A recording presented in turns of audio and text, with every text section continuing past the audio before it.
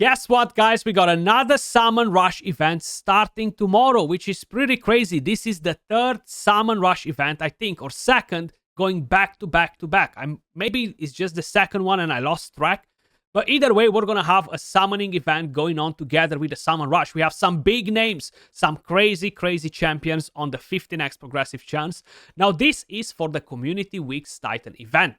This is a bait all around. I have a different video coming on later, so feel free to check that out. You know, I have quite a bit of a different opinion on the entire topic. But how I mentioned, Summon Rush event right here. Now, let me just quickly walk you through the entire list of champions, because how I mentioned, we have some very strong champions. Some of them are some of my most wanted champions, and some of them I would just love to get duplicates to have them as empowerment copies, you know. Starting with the very first one, let's go for one of the biggest names. Of course, we have Harima on the list again. Man, she's just super powerful. Live arena, classic arena, any PV content really. She can deal insane damage. She can provoke. She is an absolute beast. I'm currently going through the process of rebuilding mine on my account. I have her on Savage. I just feel like she's a bit too slow. I would just like to pump out more juice on her, because we have the Ascension reroll now, right? And since that got introduced to the game, I kind of like always pushed her in the back of the line to build different characters up for videos and stuff. But I definitely need to sort her out. I'm actually saving my dust and powder to sort out my Harima. That's what I have on my list to do now with her. Attack down on the A1. She has this attacks one enemy 3 times. She's super powerful versus the demon spawns, right? She can increase her defense, she can decrease the defense of the enemy. And if you kill somebody, you're going to activate the A3, which will put a provoke on the enemies. If they are from the demon spawn, they cannot block it with defense, with immunity, sorry, and it cannot be resisted, which means you don't need accuracy. The passive, again, she will basically reduce the ignore defense effects by 50%.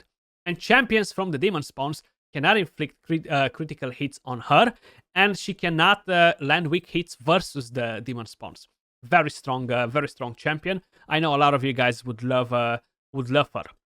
Then I have my most wanted non-void legendary champion, and that is Ragos. I know you've probably heard me saying it like a gazillion times. I'm just not getting him whenever I'm attempting to do it on any of the 15x progressive chances or 10x's. It just doesn't happen. I was in an unfortunate situation when the guaranteed event was happening. I did not have the 100+ ancient shards to get him, and I did not want it to break the bank to get him, you know. He can put increased defense with the A1 on himself. With the A2, he can put a defense down, stun the enemies, deal tons of damage. And you have the A3, which puts a strengthened buff and increased speed on all allies, and a perfect veil on this champion. With a passive, puts a perfect veil on the ally with the highest attack, hiding your nuker. Very, very nice. And inflicts more damage against targets whose defense is lower than this champion's defense. And if you build this champion right, most of them will have a lower defense. So yeah, Ragos, a true monster. Moving over to the next one, guys. I got fortunate enough to summon him on the 1+1 ancient shards.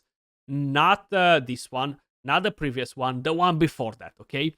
I just randomly opened an ancient, and I got him and some other trash champion that I don't remember. But Fural is an absolute beast for Hydra clan boss, guys. With the A1, you put decreased speed. You ignore 20% of the target's defense. With the A2, you have attacks all enemies, decrease accuracy, block buffs, will ignore 20% of the target's resistance.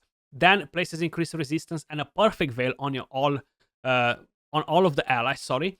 And the passive, basically, if your allies are under 2 or more buffs, you get increased resistance, 50 resistance to be more specific. If they have 3 more buffs, you get 50 accuracy. If they have 4 buffs, they deal 20% more damage. Now, the best way to build Fural is a 9-piece protection set. If you have all those pieces, I don't personally think that I do, even though I actually got one accessory yesterday. I need to check it out if I can do it now. And we have increased resistance in all battles. That's definitely the ultimate way on how you can build Fural. Super powerful. I am using mine in the Hydra clan boss. Then we have Ultimate Death Knight. Funny enough, I finally had a very amazing pull on the 1+1 Ancients. You know what? I opened a few of them, then I was getting deeper and deeper in the Mercy, and I was like, well, I feel like I'm just way too invested now not to continue my summoning. So I got an Ultimate Death Knight, and I got a Patrick. I got Saint Patrick. Very, very good 1+1 for me, because the Saint Patrick champion can be used for my Sylvan Watchers, Faction Guardians, Ultimate Death Knight empowerment straight to +3. So yeah, he was free, guys. Everybody got this bad boy for free. He's pure cancer in Arena. Probably you guys are well aware of it. You're gonna see him everywhere, in every sort of arena. Classic arena, Tag Team arena, Live arena. He's just super, super annoying. And everybody builds him super slow on Stone Skin, either with resistance, either very, very tanky, you know. And he can bring you Provoke with A1. He has decreased attack. He can put a fear on legendary heroes. Then he's gonna shield. He's gonna give you continuous heal. The passives are crazy on him. He has a chance to redirect the attack from the enemy. If you're talking about bosses, it's only a 50% chance. But when you are talking about actual enemies that are not bosses, waves, or real players, is 100% chance for him to soak in the damage, the debuffs, and everything else that comes with it, you know. So UDK is still a powerhouse in the game. Then we have another Sylvan Watcher, guys, Green Warden Ruach. I mean, yeah, he's another Sylvan Watcher. I'm not a massive fan of him, even though he's very useful for the Shogun dungeon. I feel like we have so many different options in there right now, and we can just bait the boss with high Kree damage and stuff like that, that it's not really a necessity to use a champion that taunts. Attacks one enemy, transfers all these debuffs from the champion to the target. He's getting a bit of a healing. He has decreased attack, steals all continuous heal buffs. Then taunt, increase defense, and strengthen on a 4-turn cooldown, not even on a 3-turn cooldown, you know. So that's pretty much about it with this champion. He's kind of like mediocre. He doesn't do too much. He's not completely trash either, you know. But personally, I wouldn't summon for him. Then we have another massive name, a well-known character in the industry, and that is Nerf The Great. This is one of the craziest Void legendaries, guys. He was such a game changer when they brought this champion into the game, and he only needs 6 freaking legendary books. That's it. No more, no less. You have decreased attack, you have ally attack. If the ally is under ally protection placed by this champion, grants an extra turn if no enemies are killed during the attack. Block debuffs, ally protection, strengthen on an ally, and these passives are just crazy. Basically, they can keep anyone alive. Now, the best build for Nerf The Great in 2024, Bolster and Stone Skin. I know you do have King Narcissus running around targeting champions like Nerf, but as long as you're not only fighting him, he's gonna be in a sweet spot with that build. You know, I know a lot of people are trying to kind of like avoid the bolster sets nowadays because of it, but that is mainly in the very high end arena. I still have mine built like that, and I'm not planning to change it anytime soon. Then we have another big name. I would love to get this champion as well, Graur. Super solid in the Hydra clan boss, guys. You have AoE with A1, great on a cursed set. He puts a bit of a shield. Then you have attacks all enemies. He's getting a healing, increases the duration of all buffs, and is an enemy max HP nuke. So this will bring you quite a bit of damage. Then you have a provoke, increase resistance, increase defense, and he has a passive like Vogot but on steroids, which puts unkillable on him. Defense aura for all battles. Definitely a solid Void legendary champion. But honestly, seeing how enemy max HP characters are being overpowered by either mythical, either different champions that deal raw damage right now in the Hydra clan boss, I feel like the enemy max HP really lost a lot of value, including Acrisias, Grazours, and many others, you know. So I wouldn't jump to get him on a 15x progressive chance. I wouldn't mind summoning him out of a regular 2x on Voids, but I wouldn't intentionally summon to get a champion, you know. Then we have some epics.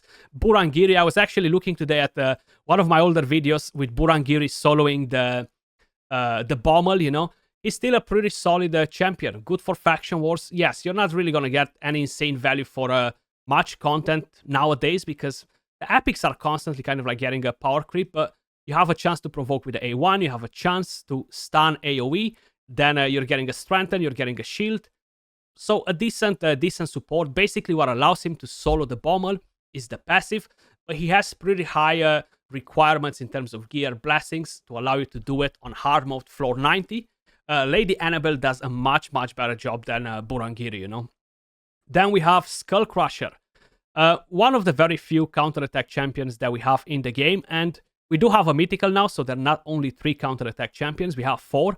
But Skullcrusher is still a very viable option for progression, especially when we're talking about the clan boss, when we're talking about Fire Knight.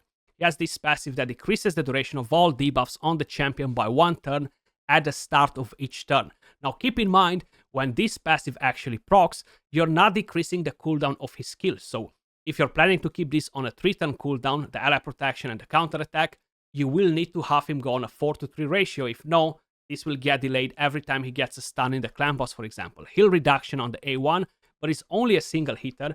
And I feel like overall, he's losing his value very quick in the game. Like, right now we have so many different comps for clan boss that can do unkillable without a Skullcrusher, without requiring you to use a counterattack, you know? So I feel like he definitely lost quite a lot of value since the OG days of Raid Shadow Legends. Then we have Seeker, another solid epic champion used in a lot of unkillable teams, and that's mainly because he enables you to go on a 2-to-1 ratio with this skill right here. You're getting increased attack, you're getting 30% turn meter, and grant an extra turn, making this skill going on a 2-turn cooldown, more or less, you know. Provoke on the A1, you have this passive. I know you guys are well familiar with Seeker. I know a lot of you guys want to get a Seeker if you don't have him, because he is absolutely game-changing. Then we have one of my most favorite epic support champions in the game, and that is Godseeker Aniri. Such a powerhouse.